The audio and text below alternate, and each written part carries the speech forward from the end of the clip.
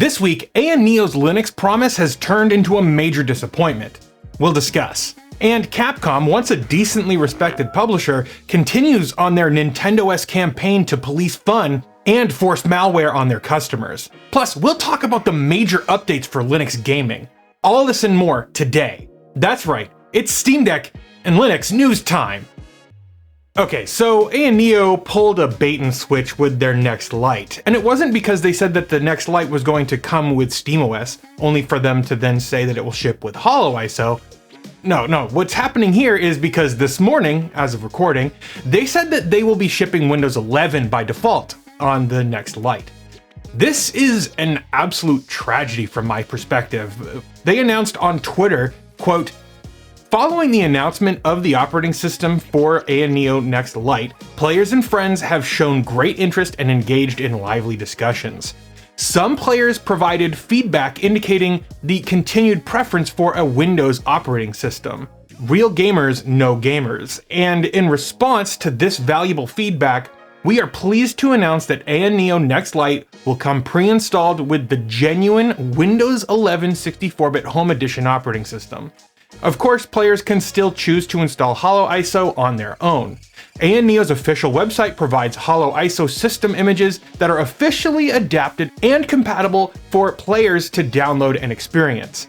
The streamlined and efficient HoloISO system aims to offer players a more convenient game management, smooth and stable gaming performance, lower overall power consumption, and native compatibility with both controllers and touchscreen operations. This approach aligns with the gaming habits of handheld device users, providing players with a richer selection of operating systems. And I've got to say, this is a major disappointment. I mean, especially the latter half of this announcement, they're singing the praises of HoloISO. So why are they then not actually including it? The fact is, the term suboptimal is the understatement of the century when it comes to Windows on handhelds. Sure, you might have more choice when it comes to competitive online shooters in a Windows environment, but realistically, it's a rare breed that wants to play a competitive online shooter using a controller against other people playing with a mouse and keyboard. I mean, honestly, there is no legitimate good reason to use Windows on a handheld. And AYANEO mentions that HoloISO can be installed on the Next Light or any other device for that matter after you make the purchase. But anyone in the Linux world knows that very few people opt to install alternative operating systems on their PC. So while AYANEO does offer a HoloISO image for their devices, I'd guess that less than 10% of AYANEO customers will actually use it. And that's not to mention that Windows costs money. So if you're gonna buy the Next Light and it ships with Windows, you're paying for it. With the Next Light shipping with Windows 11, customers are going to be deprived of a usable experience on a handheld because the bigger number better crowd can't conscience the idea of a minor compromise, and they got really loud about it. I'm not salty, I don't know what you're talking about. Okay, there's a new release of Proton, version 8.0-5, and it's got some excellent features that have been in the pipeline since Proton Experimental. Now, there are many game-specific features. Some of the more widely applicable fixes include a bug where start and select buttons were swapped in-game, like in Starfield. These are games that use Windows' gaming input API, and they get mixed up in the shuffle here. So it's a nice fix to see. There's another fix for games not being able to switch monitors in certain desktop environments, specifically Cinnamon DE. Proton 8.0-5 also includes updates for various dependencies, including Wine Mono, DXVK, DXVK's NVAPI extension, and VKD3D. But the real standout here is that more games now have HDR support in Linux, including Hogwarts Legacy, Mass Effect Legends, Injustice 2, Alan Wake 2, and also Devil May Cry 5 and a bunch of Resident Evil games. But seeing as these are Capcom titles, the jury's still out on if you're going to be able to actually play them over the coming months due to the publisher foisting malware on their customers after purchase. And speaking of, let's talk about that for a second. Remember this? Remember how this used to mean something? Well, recently we talked about how Capcom has decided to exert control over their customers' gameplay experience after their customers have already made a purchase, and it's downright unethical. But they actually did it again this week. They pushed an update to Monster Hunter Rise implementing malware, DRM is malware, into existing installations of the game, breaking compatibility and downgrading performance of the game. Capcom even acknowledged this in patch notes, saying, "There have been reports of the game not running on Steam Deck after upgrading to version 16.0.2.0. That's a heck of a version number.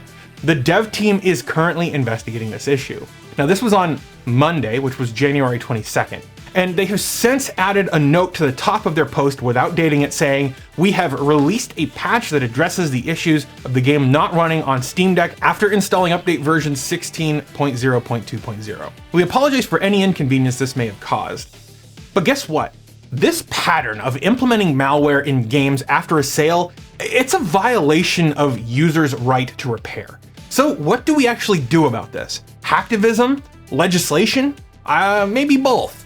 Feed the engagement algorithm and let me know your thoughts on this situation. What can be done about Capcom violating users' rights?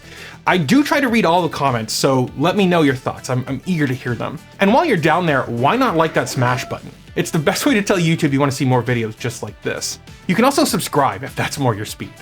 I want to take a second and thank all the folks on Patreon who make videos like this possible. You can use the links below to sign up and make a pledge. By making a pledge, you get exclusive access to previews of these episodes, as well as exclusive content that I'm working on with my team.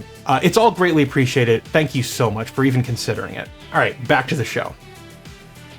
So suddenly Palworld all of a sudden, right? I mean, what the heck is up with this game? No, really, what is up with this? Well, Palworld just got a new update that fixes bugs and implements some protections against cheating. Now, seeing as this game is extremely popular right now and Steam Deck players seem to be going gaga for it, I figured we'll talk about this patch, but unfortunately their patch notes leave something to be desired. First, they fixed a bug where the loading screen did not end when logging into the world. They fixed a bug where the world date was not displayed correctly and appeared to reset. They corrected various incorrect text, which is a fun sentence, and they implemented countermeasures against various cheats and exploits. So like I said, leaves something to be desired. Now, Palworld is one of the biggest games in the world right now, and look, I'm not saying that they don't deserve their success. I'm just genuinely bewildered by it. I haven't played the game myself, but I have seen a lot of gameplay on YouTube because I find it interesting. But to me, this game looks like the most generic Unreal Engine 5 game that I've ever seen. To me, Palworld falls hard into the uncanny valley between a AAA game and a cheap asset flip. I mean, the gameplay looks like a tower defense with Digimon characters, and it appears to have the most tedious mining and shallow crafting mechanics, so I just find it mystifying that this game has been so successful. I'm not saying any of this to diminish their achievement. I mean, Palworld is one of the most successful games in the history of Steam. So that is an achievement. And for all of my reservations, I'm all for everyone sticking it to Nintendo as harshly and as blatantly as possible. I'm not trying to yuck your yum here. If you enjoy the game, I genuinely want to hear your thoughts. Let me know in the comments below, because I find it mystifying. It's also fascinating. Well, this latest Steam Deck beta client has a very exciting feature, so let's explore this. So first up, Valve has made the factory reset option more robust by completely wiping and reinstalling the operating system if it's been modified in any way. They've also updated the private game option by automatically marking a game's DLC as private as well. They've also made it so that you can manage the privacy settings for any individual DLC item, and they have fixed the height of the low battery notification. Alongside that, they've also introduced various other fixes, but the thing that I found most exciting is that they have enabled VA API decoding for remote play on Linux. Now, this will result in lower power consumption, improved remote play performance, and better battery life while playing remote play games. So what is VA API? Well, it's kind of like the NV API for NVIDIA. This is hardware-based video decoding and encoding. So having this be handled by application-specific hardware in the GPU makes a whole lot of sense and is bound to improve things. Well, that's all the Steam Deck and Linux news that I found this week to cover. Let me know if I missed a story down below. Thank you for watching, and I'll see you guys next time.